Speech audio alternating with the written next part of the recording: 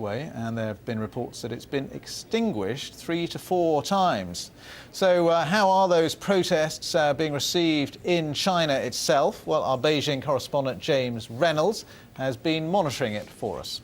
It's very interesting. China appears to be covering all the news with a 24-hour delay, with a one-day delay. Today, most of the news coverage we've been watching on Chinese state TV has been about the London demonstrations yesterday.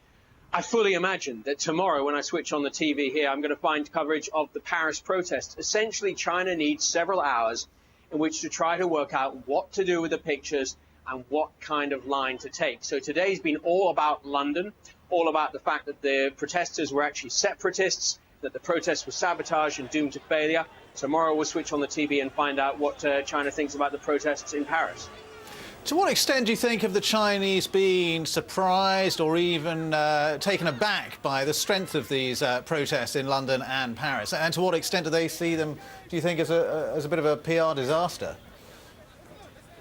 It's so difficult to try to get the answers to those questions, and believe me, those are the questions we're trying to ask here the whole time. Look, clearly this is not the image that they wanted, to see the torture going under heavy security, to see protesters. No matter what they say, this is not the image that they wanted. The trouble is this: they can't cancel it, they can't change the countries, because to change or cancel the itinerary is to admit failure. So then it's saying that everything is going well, that everything is going smoothly, that there are just a handful of protesters who don't make any difference. And ordinary Chinese on the street, as it were, on those streets behind you there in Beijing, are they at all aware, really, of what's been going on in terms of the strength, the power of these protests?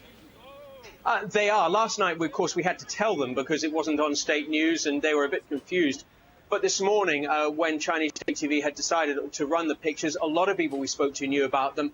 A lot of people were angry, suspicious of the West. One woman said that she believed it was part of an attempt by the West to suppress China, to keep China down, because everyone was jealous of China. I must admit, that view is something we found from many, many people here. They believe the West has bad motives and is out to get China. James Reynolds talking to me there from Beijing. Just to let you know, you can see more on the aftermath of the London torch protests by pressing the red button and selecting News Multi-Screen. There it is, top right-hand of those 6 screens. In March 1941, at the height of the Blitz, German bombers raided Clydebank. Amongst the injured was John Gray, who lost the use of his right eye. He coped for decades, but then a few years ago started to go blind in his left eye too.